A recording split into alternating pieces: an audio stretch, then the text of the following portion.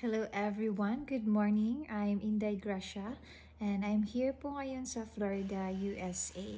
Okay po, meron lang po akong i-clear up about sa NBI, aka for those who are annulled.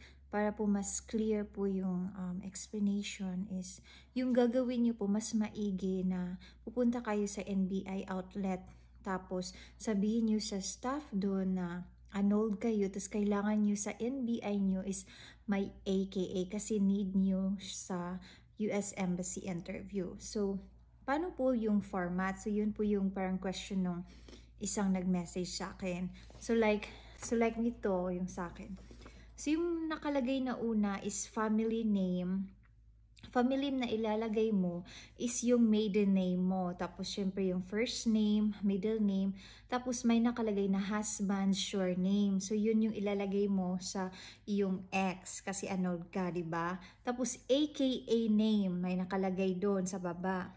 Yung AKA na ilalagay mo, like for example, yung full name mo na maiden name mo is Sharon Ku. Okay, yung yun yung maiden name mo, Sharon Ku. Tapos yung with husband, mo na, surname is Sharon Ku Han. Like that. So yung AKA na ilalagay nyo po is Sharon Ku Han. Ganyan. Pero yung sa first family name, Ku, tapos sa first name, Sharon, tapos husband surname, Han. So, kaya yung AKA name, Sharon Ku Han.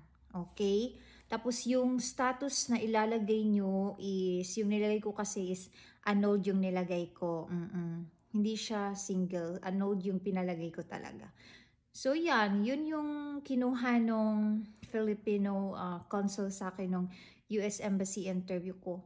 Kasi may nag-message sa akin na medyo na-confuse siya kung ano daw yung format ng NBI with AKA sa mga annulled. O kaya naman sa mga ibang may AKA ka rin dapat kung meron kang like chronological error sa iyong birth certificate. Pero this one on this format, this is for the annulled po. Okay, so sana klaro yung pagka-explain ko, and don't forget to drop your comment below if you get confused. Okay, and don't forget to subscribe on my channel. Thank you and have a good day.